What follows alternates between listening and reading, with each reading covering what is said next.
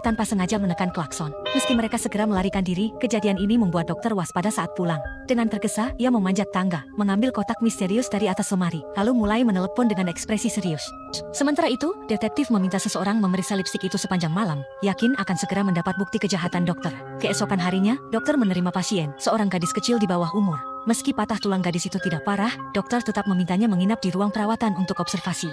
Pada saat yang sama, Anna membawa laporan pemeriksaan terbaru ke kepala polisi, membuktikan DNA dari lipstik dokter cocok dengan bukti sebelumnya.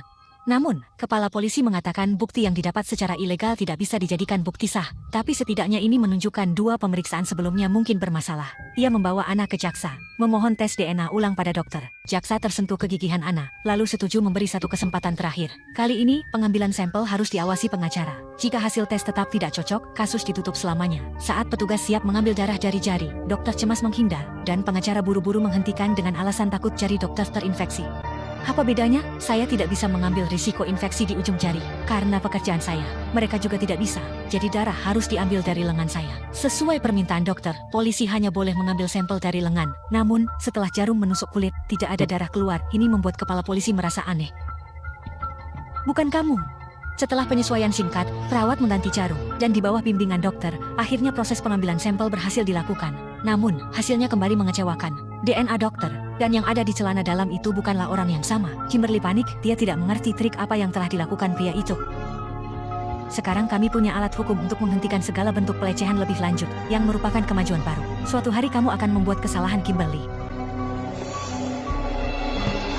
Saat itu, wanita itu putus asa, dan pengacara tidak bisa berbuat apa-apa, hanya mencoba menghiburnya. Tapi Lao Hua berkata, sifat asli sulit diubah. Beberapa waktu kemudian, dokter lengah, dan hari itu dia beraksi lagi. Seorang gadis muda yang akan berimigrasi membuatnya lebih berani. Malam itu, saat gadis itu masih dibius, dia diam-diam masuk ke ruang rawat. Tapi kali ini, gadis itu tidak diam.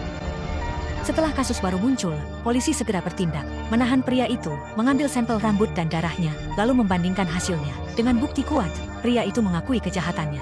Namun polisi belum paham cara dia memasukkan bukti, hingga pria itu menjelaskan prosesnya. Setelah Kimberly melapor, dia tahu polisi akan mengambil darahnya lagi. Jadi dia memanfaatkan posisinya untuk diam-diam memasukkan darah orang lain ke selang sebelumnya. Setelah itu, dia kejam mengoperasi dirinya sendiri, menanamkan selang ke tubuhnya. Jadi, setiap kali darah diambil, selama sudutnya tepat, darah itu selalu milik orang lain. Akhirnya, kebenaran terungkap. Juri memutuskan pria itu bersalah, dan Kimberly akhirnya mendapat keadilan yang lama dinantikan. Sampai di sini film berakhir.